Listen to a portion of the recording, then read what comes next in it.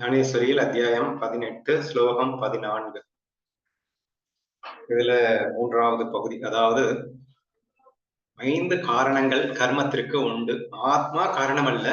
ஆத்மா காரணம் இல்லைன்னா பின்ன எப்படி இந்த வேலையெல்லாம் நடக்குது அப்படின்னு கேட்டா அதுக்கு வேற 5 காரணம் இருக்கு அப்படின்னு சொல்லி அதை எக்ஸ்பிளைன் பண்ணி கொண்டு வருகிறார். முதலில் உடல், அதிஷ்டானமாகிய உடல் ஒரு காரணம் என்றும், அடுத்தது கர்த்தா என்று அழைக்கப்படுகின்ற ஜீவன் ஒரு காரணம் என்றும், மூன்றாவதாக புத்தி ஒரு காரணம் என்றும் சொல்லி முடித்திருந்தார்.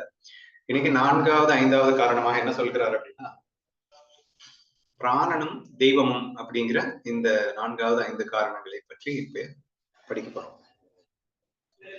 கிழக்கு மேற்கு திக்குகளை நோக்கி போகும் ஜலங்களின் பிரவாகங்கள் நதி என்றும் நதம் என்றும் வேறு வேறு பெயர் கொண்ட போதிலும் அப்படி ஓடுவது ஜலம் ஒன்றே போலே. வாயு தத்துவத்தை விட்டு ஒரு காலம் பிரிவுபடாத கிரியாசக்தியானது வெவ்வேறு ஸ்தானங்களில் வேலை செய்வதால் அநேக விதமான பரிணாமம் அடைந்து தோன்றுகிறது. அதாவது நதி நதம் அப்படின்னு சொல்லிட்டு இந்த நதிகளுக்கு பேர் உண்டு. அது கிழக்கு நோக்கி போகுது, மேற்கு நோக்கி போகுது, எப்படி வேணா போகலாம். ஆனா அதுக்கு நதின்னு நீங்க சொல்லுங்க, நதம்னு சொல்லுங்க, என்ன வேணா சொல்லிட்டு போங்க. ஆனா எல்லாத்துலயும் என்ன ஓடுது? ஜலம் தானே ஓடுது. அந்த மாதிரி இந்த உடம்பு முழுக்க என்ன ஓடுதுன்னா வாயு அப்படின்றது இந்த இடத்துல குறிப்பிடப்படுகிறது. பிராணனை குறிக்கிறது. பிராணன்னா எனர்ஜி அப்படின்னு வச்சுக்கலாம், சக்தி ஓட்டம் அப்படின்னு வச்சுக்கலாம். சரியா? அப்ப இந்த உடம்பு முழுவதும் ஒரு பக்கமா மேல நோக்கி போயிட்டு இருந்தா அதுக்கு பிராணன்னு பேரு, கீழே நோக்கி போயிட்டு இருந்தா அபானன்னு பேரு, சைட்ல போயிட்டு இருந்தா சமானன் உதாரணம்னு சொல்லிட்டு வெவ்வேறு டைரக்ஷன்ல போறக்கூடிய வெவ்வேறு பிராண சக்திக்கு வெவ்வேறு நாமங்களை கொடுத்தாலும் உண்மையில் என்ன போயிட்டு இருக்குன்னா சக்தி தான் ஓடிட்டு இருக்கு, பிராணம் தான் ஓடிட்டு இருக்கு. நதி நதங்கள் வெவ்வேறு டைரக்ஷன்ல எப்படி எப்படி ஓடினாலும் எல்லாத்துலயும் ஜலம் தான் ஓடிட்டு இருக்கு. அந்த மாதிரி இந்த உடம்பு முழுக்க என்ன ஓடிட்டு இருக்கு அப்படின்னா வாயுன்னா இந்த இடத்துல பிராணன் ஓடிக்கொண்டிருக்கிறது. டிஃப்ரெண்ட் டைரக்ஷன்ல ஓடிட்டு இருக்கு. ஓடட்டும், ஆனா எல்லாமே அந்த பிராணன் ஓடிட்டு இருக்கு. அதுதான் எதை செய்யுது? இந்த ஒட்டுமொத்த இந்த உடல் செய்யும் எல்லா ஆக்ஷனுக்குமே அதுதான் மூல காரணம். இன்னைக்கு இந்த நாக்கு துடிக்குது அப்படின்னு சொன்னா இந்த பிராணன் தான் அந்த நாக்கு துடிக்க வைக்குது. பேச்சு அப்படிங்கிறது அதே மாதிரி கைகள் இப்படி இப்படி ஆடிட்டு இருக்கு அப்படின்னா இந்த ஆட்டத்தை எது கொடுக்குது அப்படின்னா இந்த பிராண சக்தி இந்த கைகளுக்குள்ள இருந்து அந்த ஒரு செயலை செய்து வைக்கின்றது இல்லையா? இது அப்படியே அவர் வர்ணிக்கிறாரு. நான் படிக்க வைக்கிறேன். வாயு தத்துவத்தை விட்டு ஒரு காலம் பிரிபடாத கிரியாசக்தியானது, கிரியாசக்தின்னு செயல் புரிவதற்கு தேவையான சக்தி, வெவ்வேறு ஸ்தானங்களில் வேலை செய்வதால் அநேக விதமான பரிணாமம் அடைந்து தோன்றுகிறது. அது நாக்கை ஆட்டி வைக்கும் போது உண்டாகும் சேஷ்டை பேச்சு என்றும். இப்ப பேச்சு என்ற செயலுக்கு எது காரணம் அப்படின்னா இந்த பிராணன் நாக்கை ஆட்டி வைக்கும் போது அங்க பேச்சுன்ற செயல் நடக்கிறது அப்படின்னு சொல்ல வர்றாரு. கையில் வேலை செய்யும் போது உண்டாகும் சேஷ்டை எடுத்துக்கொள்ளல் என்றும். இப்ப ஏதோ ஒண்ணு எடுத்துக்கிறோம் அப்படின்னு சொன்னா பிராணன் கையில வேலை செய்யும் போதுதான் ஆட்டோமேட்டிக்கலா இந்த எடுத்துக்கொள்ளுன்ற செயலே நடக்க முடியும், இல்லைன்னா நடத்த முடியாது அப்படின்னு அர்த்தம். காலில் வேலை செய்யும் போது உண்டாகும் சேஷ்டை நடை என்றும், அதோத்வாரங்களில் கீழ் நோக்கிய ஓட்டைகளில் வேலை செய்யும் போது ஏற்படும் சேஷ்டை மல மூத்திர விஜர்ஷனம் என்றும் சொல்லப்படுகிறது. சோ இதெல்லாம் பேசிக்கலி நம்ம செய்யற ஆக்ஷன்ஸ் வச்சுக்கோங்களேன். பேச்சு, கை, காடு, மலமூத்திர விஜர்ஷனம். சோ இதெல்லாமே நம்ம 5 கரணங்களால் செய்யப்படுகின்ற கர்மேந்திரியங்களால் செய்யப்படுகின்ற ஆக்ஷன்ஸ். இந்த எல்லா ஆக்ஷன்ஸுக்குமே மூலம் எது அப்படின்னு கேட்டீங்கன்னா பிராணன் அப்படின்னு சொல்லப்படுகிறது. சோ அந்த பிராணன் இல்லைன்னா எப்படி ஆக்ஷன் நடக்கும்? முதல்ல உடல், மனம், புத்தி எல்லாம் பார்த்தோம். இப்ப பிராணன் அப்படிங்கிறது மிக முக்கிய காரணமாக இந்த செயல் நடைபெறதுக்கு உதவுகிறது அப்படின்றப்போ அதை சொல்லித்தானே ஆகணும் என்று சொல்லிக் கொண்டிருக்கிறார். அதுவே நாபியிலிருந்து ஹிருதயம் வரைக்கும் ஓடும் போது பிராணன் என்றும், நாபியில் இருந்துன்னா இந்த இடத்துல இருந்து, அதாவது இந்த தொப்புள்னு சொல்லுவாங்க இல்லையா, அந்த இடத்துல இருந்து ஹிருதயம் வரைக்கும் ஓடுகின்ற இந்த டைரக்ஷன்ல ஓடிட்டு இருக்கிற இந்த எனர்ஜிக்கு, இந்த சக்தி ஓட்டத்திற்கு பிராணன் என்றும், அதற்கு மேல் சஞ்சரிக்கும் அதற்கும் மேலே சஞ்சரிப்பதற்கு உதானன் என்றும், அதோத்வாரங்களில் வெளிப்படும் போது அபானன் என்றும், அங்கிருந்து நாபிலிருந்து கீழே நோக்கி போகின்ற அந்த பிராணனுக்கு அபானன் என்றும், தேகம் முழுவதும் வியாபித்துக் கொண்டு சஞ்சரிக்கும் போது வியானன் என்றும், சாப்பிட்ட அன்னத்தின் ரசத்தை சரீரம் எங்கும் சரியாக பரப்பி வைக்கும் போது சமானன் என்றும். சரியா? சோ இந்த எனர்ஜி ஃப்ளோ எந்தெந்த டைரக்ஷன்ல எங்கெங்க நடக்குது அப்படிங்கிறத வச்சு அதுக்கு நேம்ஸ் கொடுக்கப்படுகிறது. அவ்வளவுதான். சமானன் என்றும் சொல்லப்படுகிறது. அன்றியும் கொட்டாவி, தும்மல், ஏப்பம் இவை ஏற்படும் போது அந்த வாயுவே முறையே நாகன் என்றும் கூர்மன் என்றும் கிருக்கரன் என்றும் சொல்லப்படுகிறது. சரியா? எல்லாமே வேதத்துல சொல்லப்பட்ட ஒரு விஷயங்கள். இதெல்லாமே வந்து நம்ம ஞானேஸ்வரியில நம்ம ஞானதேவரும் இதை சொல்லியிருக்காங்க. அதாவது நம்ம சிம்பிளா ஒரு வரியில புரிஞ்சுக்கலாங்க. உடம்பு முழுக்க எக்கச்சக்கமான பிராண ஓட்டங்கள் இருந்து கொண்டிருக்கின்றன. ஒவ்வொரு செயலுக்கும் அதுதான் அடிப்படையா இருக்கின்றன. அந்த ஒவ்வொரு செயலுக்கும் ஒரு ஒரு பிராண ஓட்டம். அந்த ஒவ்வொரு பிராண ஓட்டத்துக்கும் ஒரு ஒரு பேரு. அதை அப்படியே எலாபரேட்டா இங்க எக்ஸ்பிளைன் பண்ணிருக்காங்க. அவ்வளவுதான். சரியா? இப்ப இங்க கடைசியா சொல்லும்போது கொட்டாவி, தும்மல், ஏப்பம் இதெல்லாமே ஆக்ஷன்ஸ் தானே. இந்த ஒவ்வொரு ஆக்ஷனுக்குமே ரெப்ரசன்டேட்டிவா இருக்கிறது என்னென்ன பிராணன் அப்படிங்கிறது தான் இங்க முறையா சொல்லியிருக்காங்க. உதாரணத்துக்கு கொட்டாவிக்கு கூர்மன் என்றும், சாரி, நாகன் என்றும், கொட்டாவிக்கு நாகன் என்றும், தும்மலுக்கு கூர்மன் என்றும், ஏப்பம் அப்படிங்கிற அந்த செயலுக்கு கிருக்கரல் என்றும் சொல்லப்படுகின்றது. இவ்விதமாக உத்தம போர் வீரனே, வாயுவின் சேஷ்டை ஒன்றே, அது ஏற்படும் ஸ்தானபேதத்தால் வேறு வேறு பேரடைகிறது. இப்படி வாயுவின் கிரியாசக்தி செய்து வைக்கும் வேலையில் ஏற்படும் வேதம் கர்மத்திற்கு 4வது காரணமாக இருக்கு. ஓகேவா?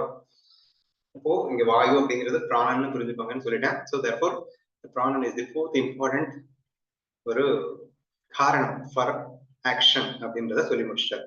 5வது காரணம் படிக்கலாம். தெய்வம். இதுல இப்ப குறிப்பா வந்து தெய்வம்னு மொட்டையா சொல்லல. இங்க என்ன சொல்லியிருக்காங்கன்னா, ஒவ்வொரு இந்திரியத்திற்கும் ஒரு தேவதை இருக்கு அப்படின்னு சொல்லி.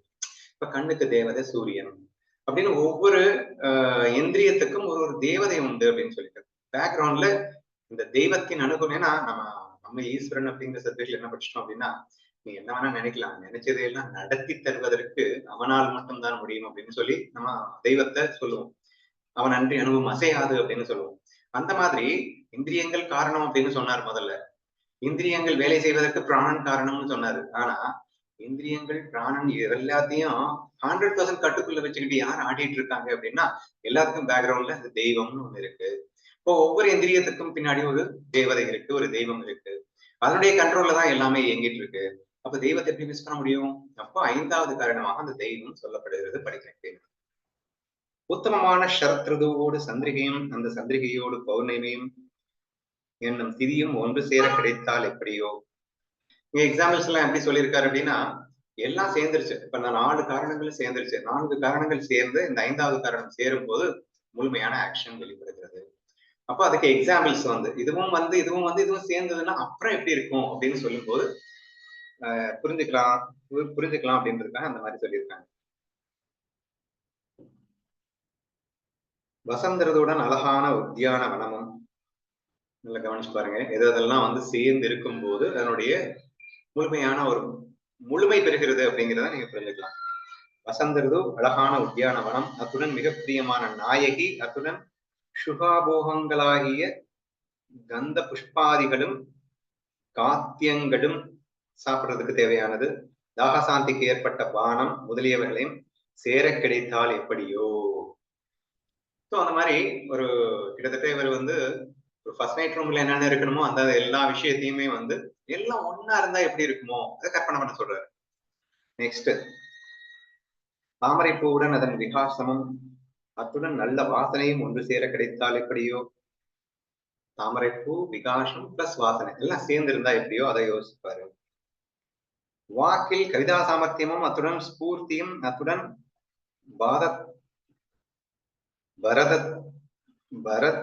பரதத்துவ நிரூபணமும். அதாவது இதுல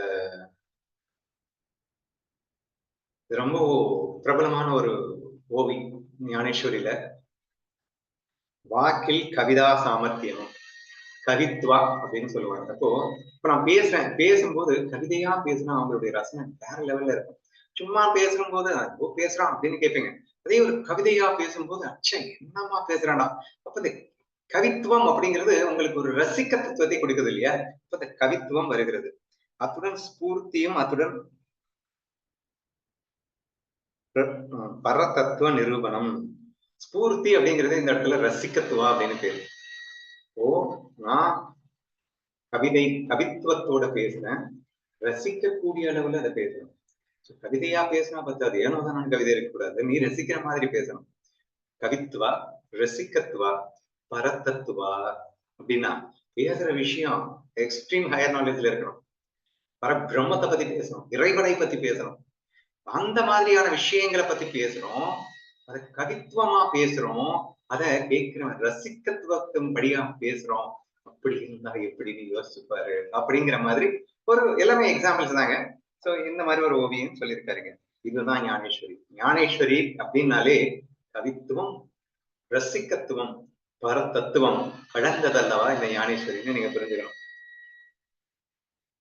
அப்படியே சகல விருத்திகளும் உத்தம ரீதியாக நடைபெற்றுக் கொண்டிருக்கும் புத்தியும், அத்துடன் சர்வ இந்திரியங்களும்.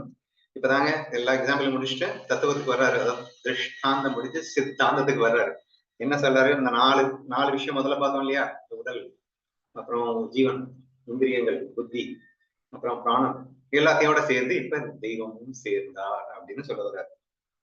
சகல விருத்திகளும் உத்தம ரீதியாக நடைபெற்றுக் கொண்டிருக்கும் புத்தி, அத்துடன் சர்வ இந்திரியங்களும் பளபளப்புடன் கூடி படுத்துவம்னா சாமர்த்தியம் படைத்திருந்தலும், அத்துடன் தேகத்தில் உத்தமமான சோபையும், அத்துடன் இந்திரியங்களும்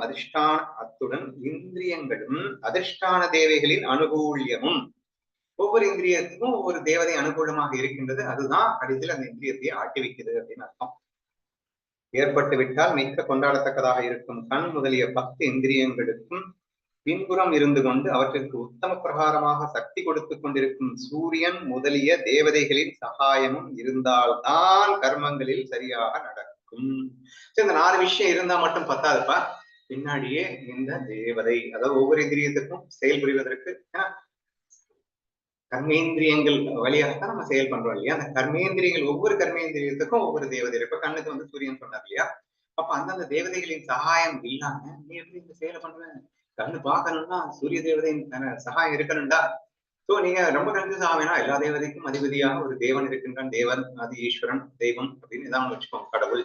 சோ அதுவே பல ஒவ்வொரு டிவிஷனாக ஒவ்வொரு செயல் புரிவதற்கும் போது ஒவ்வொரு நேம்ஸ் கொடுக்கப்பட்டிருக்கு, அவ்வளவுதானே தவிர நம்ம ரொம்ப கன்ஃபியூஸ் ஆகாம இருக்கணும்னா தெய்வம்னு வச்சுக்கலாம். சோ தெய்வத்தின் அனுகூல்யம் இல்லாமல், நீங்க இந்த 4 மட்டும் இருந்தா பார்த்தாலும் தெய்வத்தின் அனுகூல்யம் இல்லாமல் ஒரு செயலும் பண்ண முடியாது அப்படிங்கிறாரு. இப்படிப்பட்ட தேவதைகளின் சகாயமே கர்மத்திற்கு 5வது காரணம் என்று பகவான் சொன்னார். இப்போது உன்னுடைய புத்தி நன்றாக அறிந்து கொள்ளும் வண்ணம் கர்மத்தின் 5 விதப்பட்ட காரணங்கள் சொல்லப்பட்டு தீர்ந்தனவல்லவா? எவற்றை ஹேதுக்களாய் கொண்டு 5 காரணங்களும் கர்மத்தை உண்டாக்கி வைக்கின்றனவோ அதையும் 5 அந்த ஹேதுக்களை நிரூபித்து வைப்பேன். ஹேது அப்படின்னா என்ன? அது காரணம் அப்படின்னா என்ன? கேத்துனாலும் காரணம் தான். அப்ப இது என்ன காரணத்தை சொல்ல வர்றாரு? அப்ப இதுவரைக்கும் சொன்ன காரணம் என்ன அப்படிங்கிறத நான் நெக்ஸ்ட் ஸ்லோகால அவரே டீட்டெயில் எக்ஸ்பிளைன் பண்றாரு, படிக்கலாம்.